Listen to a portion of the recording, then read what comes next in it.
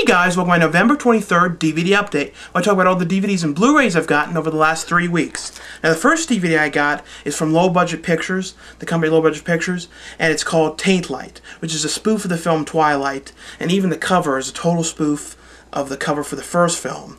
And basically though, this is a spoof that takes it to the extreme with everything. I really liked it. The father who was in the original film, who was real, sort of normal, they made him this creepy, pervy guy. Edward, they made fun of like all those weird looks they were giving each other. Everything in this I really enjoyed. It's definitely, if you didn't enjoy Twilight, you're like this, because this thing pokes fun at this movie. And the thing with Twilight is, I know people love it, and I know it's like the trend thing, but the thing is, it's really not a very good movie. And it's a shame when you see movies like Twilight coming out, and then so many good things that nobody, that doesn't make any money, and then Twilight makes all this money, the new one made all this money, when yet so many good things come out and don't make anything. And that's more of what the shame is with Twilight. Not even the fact it's a bad movie, the fact it's making all this money, and then nothing, all these other movies are suffering. And this movie really pokes fun at Twilight, pokes fun, and even takes parts of the second movie, like the werewolf aspects and things like that, and puts it into this. This is definitely, if you like independent films, you like spoofs, I really thought this was funny. And it takes some of the characters to these extreme, ridiculous levels. I don't know, I really liked it a lot. This is definitely to pick up. Now the one thing about this is, it's available on Amazon.com, CD Universe, all the main sites. But it's not, if you want to get it on Netflix. Netflix is doing this new thing with independent films. I don't use Netflix, but I know a lot of people do. But what they're doing is a real pain in the ass lately. They're taking it so, if an independent film comes out, like not as well known as like, the mainstream things, they don't just carry it like they used to. Now in order for them to carry it, people need to save the film to their queue. So I guess they save it instead of adding it, because they aren't carrying it until they get enough people saving it. So if you want to get this on Netflix, even if you, are going to buy it or anything, just, add it to that to help them get it on there. And same goes for a lot of the independent things coming out. They're doing that, so in order to get that on there, you have to save it. It's a pain they're doing that. Though, that was definitely one to pick up, though. The next one I got is from Ryan Nicholson, and his last one we did was, Gutterballs, which I have not seen yet, but before that, the one he did that I really thought was good was Live Feed, which was kind of like a Hostel kind of film, sort of. It was about these group of people who went to it was somewhere, it was supposed to take place in China, and it was like this place, they were getting killed off. It was cool, though. And this one, though, Hanger, it begins with Debbie Rochon's character, and she's like a prostitute working at this hotel, and she owes all this money, and she's not making money because she's pregnant, so she's not getting a lot of people to sleep with her and all that. And Lloyd Kaufman in the beginning has a great appearance in this as this transsexual. If you don't know Lloyd Kaufman, he's from director of Toxic Avenger, Citizen Toxic, Class of Nukem High, and he's also right now has a thing going on for the next few days, I believe, where you can like win lunch with him and a tour of the Troma Studios, and I put a link for that on the side. And like, it's basically you just put stuff about yourself. Well, about the Hanger film, though, it stars Debbie Rochon in the beginning, and the pimp, gives Debbie Rochon's character an abortion because he doesn't want, and then she ends up dying in this abortion. The baby gets thrown into a dumpster and survives. So then it cuts to 15 or 20 years later, and the baby is, I think it's 18 years later, and the baby's living like in the alley with Ryan Nicholson. Actually acts in this for one scene as the guy who's taking care of him. He's this real screw-up living in a tent, and it's hard to explain, but then he ends up going with the actual father of the baby, and then they go on this rampage to try and kill the pimp that killed the mother. It's very hard to explain, but very cool, very cartoony. Like most of the characters have these weird cartoonish looks to them that I really thought was cool. Really, just these odd makeups on them that was so cool and weird. This is definitely one to check out. Another one of those ones, if you want to get it on Netflix, you have to do that adding thing, which is a major pain in the ass, I think. Because I think Netflix, I don't use it though, but I think they should just carry everything. I think that's the whole point of that. The next one I got is a weird one that came out through Echo Bridge, and I guess now they're starting to put out horror films. I thought before they were putting out like weird musics or like cheap old movies that were like public domain, but this one they picked up, and it's a horror film from the Netherlands called Last of the Living. And this thing wasn't that bad. The only thing I did notice was I felt like some of the scenes were like out of focus a bit. And I don't know if it was like the digital camera was going out of focus or something. I don't know. It just seemed like that in a few shots, which was a little weird. But it's a group of these 3 slackers who are like living in this house. They're going from home to home, trying to survive these zombie outbreaks in the Netherlands, and they meet up with this girl who's like, well, we can save them by taking a sample of the blood. So it's them trying to get to this military base with the blood and all these things they have to go through to get there. And they say it's, you know, Shaun of the Dead's got nothing on these slackers. You know, Shaun of the Dead's better than this. But, I mean, this wasn't awful. I did like this a lot. The one thing with this movie, though, was at times it was supposed to be like this comedy, like dark, like comedy thing, and then at other points it was really serious, especially some of the end, which doesn't make sense because it was going all over the place with comedy and then this serious. It didn't, like Shaun of the Dead stuck with the whole time just comedy. This was all over the place, but it wasn't bad though. The next one I got, this was really cheap at Walmart, and I think it came out years ago, like 5 or 6 years ago, and then they just brought them back because the show is now back on TV, which I have not watched the new one, but they re-brought this series back, and it's called, you know, totally redone. I think it's all the backgrounds are CG or something. And it's V, the complete series, except for the last episode, which I have had for years. This thing, I remember as a kid, I was obsessed with the toys of this. They had these really cool toys. I think they came out before I was even born, but they always got broken, so I always had to keep finding more ones. And it was the lizard people that took off their masks and had this tongue thing that moved. But this show, I haven't watched this in years, but I remember it was like these aliens that came to Earth to get water or something. It wasn't bad though. I've got to watch it again, but it's 897 minutes, so it's long, really long. But it was not a bad show, and as I said, they brought it back in a new series. And the next one I got is a new Thora Birch film. She hasn't done a lot lately, and she's always been really good. She was really good in this, and it's called Train. And I just got kind of a weird title, and I'm sure people might be like, I don't know, the Train. And I think at first it was supposed to be a remake of Terror Train, but it's not that anymore. It's about these group of these wrestlers, these college wrestlers. It's like boys and girls wrestling team. I think they're in like Czechoslovakia or something like that for a wrestling tournament. And they're the one night when they're staying in the hotel, the wrestling coach is like, stay here, you know, stay in tonight, don't leave. But a whole group of them leave with the one assistant wrestling coach, and they go to this like crazy sex club, and I guess they all get drunk in there, and then they come out later and end up causing missing the train. So them and the wrestling coach, the whole group of the other kids already went that didn't leave with them, but him and the wrestling coach have to catch another train, but they're there and they can't speak English. I mean, you know, the people that sell the tickets can't speak English, so it's this huge ordeal. So then this one woman goes, I can help you. Do you want me to get you to the train? I can go on to my train.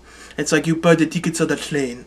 And it's like, alright. So this group of them go on this weird, old-time looking train, and turns out it's like an organ trafficking train. I'm not ruining anything. You find that out 30 minutes in. It's basically, they're like basically everybody on there is, I don't want to get into everything, but it's basically they're killing people in the one part of the train and taking their organs. It was very cool, though. I was surprised at how good this was. There was a few things in it that I thought were a little weird, like a few scenes when people died. They put in these real stereotypical sound effect screams. I don't like when they do that. It's like, just get the real actors to scream, or get some other actor to replace the scream or something. But when you use those cheap, like, real stereotypical screams, real obviously that it's not the person, I hate that. But the movie itself was good. Now, after everyone kept on discussing, saying, Sean, you've got to get Trick or Treat, you've got to get Trick or Treat. Well, I got Trick or Treat. No way, I know what you're saying. You meant the new one. This has nothing to do with this one. I saw the new one at Comic-Con months ago. you know, it was all right. The Blu-ray is really overpriced. At some point I'll get it, but this one was only $4 at CD Depot. I've heard about this one a lot. It's Ozzy Osbourne and Gene Simmons both have appearance in it. Gene Simmons is like a disc jockey in it. And Gene Simmons acting in it was really good, surprisingly. Because like some of the stuff he does now is kind of more hamming it up, and he's doing that kind of character he does now. But in this, he did really good. I'm not kidding either.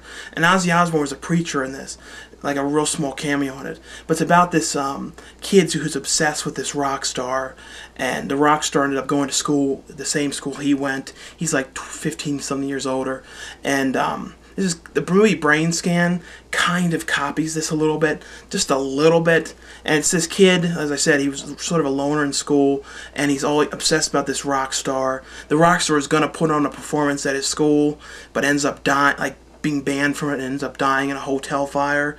But then this kid goes to the radio station. He's friends with Gene Simmons' character, and he gives him the last record this guy made. No one's heard before. So the kid's dicking around with the record, playing it backwards. He ends up bringing this guy back to life through the record. So then this guy starts killing people off through the record and making tapes, and if people play the tapes, it kills them. It's a very cool 80s film. Came out through Platinum Entertainment, which hopefully at some point they put this out when in a widescreen better version of this. But this was a very cool movie. I remembered seeing this all the time at Target. I was always going, I don't know if this is any good, not getting it. I should have got it years ago. It was really good. The next one I got, Alan Rowe Kelly sent me this because I have not seen the main films he directed, and this one's called The Bloodshed. I have one more from him that I'm going to review in the next update. The Bloodshed, though, I guess I'll turn the cover in because it's a little bit gory, and some people might be like, I don't want to look at gory images, so I'll put the standard release cover version up for what you see the most of the time. But this is the main cover you see in stores. The other one was the alternate version of it. But it's basically a group of these family, these like deranged family that the Terry M. West is the father. Terry M. West, I remember, directed Flesh for the Beast, which Ruby LaRocca, my friend Ruby LaRocca, was in that one. But The Bloodshed, though, is about this crazy deranged family, and they're all like childlike, so they're all like in their 40s and 50s, but acting like kids, and they're crazy, and they end up killing this boy in the neighborhood because he's picking on Alan Rowe Kelly's character, who's kind of like a mix of Little Lulu mixed with like Veda from, I believe that's her name, from The Bad Seed. Very creepy character. And they end up killing it. And years ago, they killed off these two twins. And there's like this investigation going on in the house.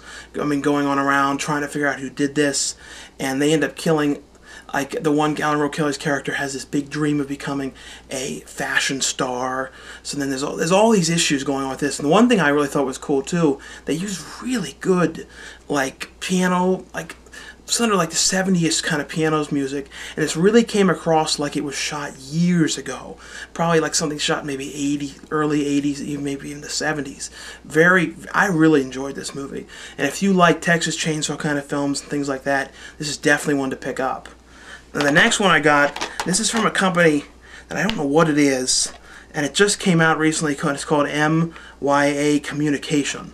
And I was at the Soundgarden store in Baltimore, and they always get all the weird stuff there. And this movie wasn't that great. It started off cool, but then it kind of got really boring. But it's called Graveyard Disturbance. And it's a Lamberto Bavia. I think he did Zombie 3 and a couple other things, like Demons. No, he did Demons 2 and 3, something like that. The third one I know he did. This was made for TV, so it's not that gory or anything. I don't know. It was like these kids. They're driving around in this really weird van with all these, like, it's a strange van with all these like cool images on it. But they're screwing around, and they're on the run from the cops because they stole like some candies from this like convenience store. I think they think they're on the run, but no one really cared. They go out into these, in this graveyard. Then they see a hearse driving itself, and then like that, and then sorry, this tape is going to run out. Sorry. But they're doing this, and then they end up in this, like, they wake up and they go to this weird village area they come across, this weird old church, and then they fall asleep there, and then they wake up and see this light and go down into this tavern, and there's like this guy going, if you do this, you will get this money. Like they want them to spend the night in these underground catacombs with these dead bodies, but then they go down there and there's all these like zombies and demons. It was interesting. And the next one I got is the Three Stooges Collection Volume 7, which is more of, and this also has like some of the 3D episodes in it. I got that. And then I got Basement Jack, which is a Tiffany Shepard film. She's in it probably maybe 6 or 7 minutes. And it's about this weird killer. It starts off with this girl in this house, and her family gets all killed off. Then it comes 20 years later, and so I'm going to have to switch the tape. Sorry, the tape ran out. I guess I was going on and on more than I thought. Well, Basement Jack is about this. Starts off with this couple coming back home after a date. They go into the house and they see the family. The one girl sees her family all dead in there, and then the boyfriend gets killed off by the Basement Jack killer. Then it cuts to the girl ends up surviving. Cuts to 10 years later, and it's like the Basement Jack character, gets released from jail. They're from the nut house, and then like they're hunting one another. It wasn't. I didn't enjoy this too much. It wasn't a decent slasher, not a favorite. Now, this one came out from Cheesy Flicks, and I got this at Soundgarden as well. And I'm not that happy with this company right now because they were originally going to be putting out Summer Camp Nightmare, which I have a DVD-R of I got years ago, and I guess they didn't own it or something happened, and it ended up it was originally on Amazon. I pre-ordered it like months ago. Then all of a sudden it changed to a different title. So like it changed to some totally different movie, still pre-ordered. I don't know what's going on with it. And then I emailed them. They said it's not going to come out, which sucks because I was hoping people were going to finally see that movie. But this one I got from them is called The Uninvited. And it's got I like this cheesiest cover. It looks like a really old tape, but it kind of looks like a bootleg if you didn't know. I don't know. It's just kind of faded or something. I don't know. But it stars Clu Gulager, George Kennedy, and like the other guy that I know was from other stuff. But Clu Gulager's character in this was so strange. He I guess he didn't really want to do it or something. So like the way he played it in this, he was like, it was really strange. And he was like just no acting with. I mean, he's great and everything else. I've never seen him act this strange. But it's just about this weird genetic cat that gets loose from a genetic testing lab because it kills everybody in there and gets loose. It's basically this cat that has like a cat inside of it, and it like leaves the cat and kills people. It's like very creepy. And the weirdest thing is the creature inside of the cat is like 4 times bigger than the cat itself. So who knows how it fits into the cat. So it basically comes out of the cat's mouth like, ugh, and it goes back in. And then it starts off though, the cat ends up like just walking around like Florida or something, and these 3 businessmen who are like on the run from the cops for funneling money or something, and they're George Kennedy, Clu Gulager, and the other guy, and they end up bringing these women with them to try and like make a good cover story of where they were, because they ended up killing somebody off that knew too much. Very peculiar. Like that wasn't the greatest story, but the cat stuff was cool. Like then the cat ends up on their yacht, killing everybody off on the yacht. It's a very strange movie. It was only rated PG-13, but it was really gory for PG-13, and it's really cheap, like $9 online. I definitely picked this one up. The next one I got, it was only $5. I just got it. I remembered watching it was on. I really liked the first season of this. The second one, I don't even know if I ever watched it, but it was only $5. I'm like, I'll get it. Joe Smo Season 2. The one girl who was in the first season of this is the one who went on to do Adventureland and a lot of movies, and she's on SNL now. And then this like 2 weekends ago, I was doing the film 42nd Street Pete was on that with me, and he gave me a copy of Unconventional, which is a documentary on Chiller. This version is like an extended version you can get from him, I believe. And this is an extended version of the convention, which I think it's like 20 minutes longer or something. If you haven't seen this, it's basically Tiffany Shepard, Gunnar Hansen, showing like what it's like at the Chiller Theater convention, following him around the whole time. I really like this documentary. And then now for the Blu-rays I got, for $10 I got Near Dark and Walmart. I have not watched this in years. I remember really liking it, and that kid who was in River's Edge, that he's like that sort of creepy kid, he was in this. And this one I still need to watch. It was only $9 at Best Buy on sale, Sunshine Cleaning. And I heard decent things about this, so I still have to watch this. And this was on sale A lot of these I didn't get to watch yet. I've still is in theaters though. Up.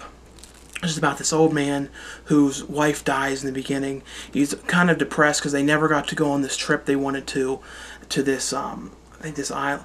They wanted to like build a house on top of this like volcano-y thing, and the old man is getting evicted from his home because they want to build like skyscrapers and stuff where he is.